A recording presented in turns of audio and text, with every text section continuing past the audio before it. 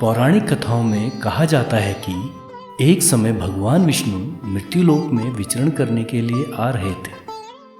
तभी लक्ष्मी जी ने भी उनके साथ चलने का आग्रह किया। तो लक्ष्मी जी के आग्रह पर भगवान विष्णु जी ने कहा कि यदि मैं जो बात कहूँ अगर तुम वैसा ही मानो तो फिर चलो। तब लक्ष्मी जी उनकी बात मान गई और भगवान विष्णु के साथ भूमंडल पर आ गई।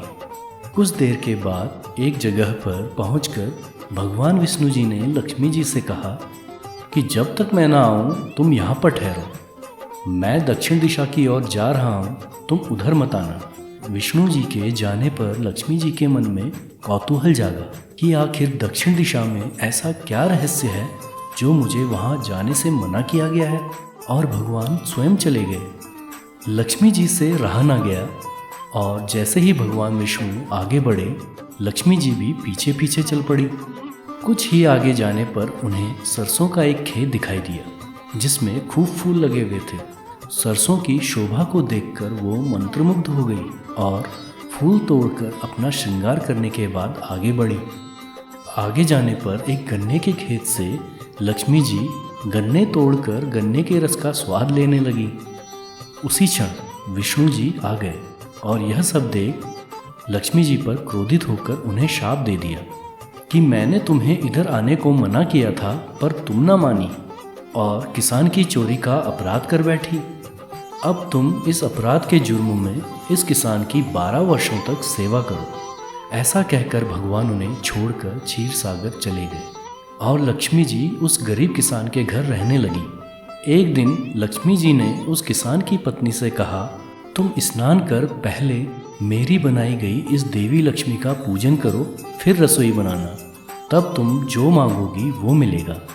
किसान की पत्नी ने ऐसा ही किया।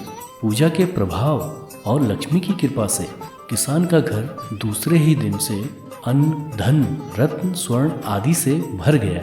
लक्ष्मी जी ने किसान को धन धान्य से पूर्ण कर दिया। किसान के 12 वर्ष बड़े आनंद से कट गए। फिर 12 वर्ष के बाद लक्ष्मी जी की जाने की तैयारी हुई। विष्णु जी लक्ष्मी को लेने आए तो किसान ने उन्हें भेजने से इनकार कर दिया। तब विष्णु भगवान ने किसान से कहा कि इन्हें कौन जाने देता है, ये तो चंचल हैं, कहीं नहीं ठहरती, परंतु मेरे शाप के कारण ये 12 वर्ष से तुम्हारी सेवा कर रही थी और अब 12 वर्ष की सेवा का समय पूर्ण हो चुका है।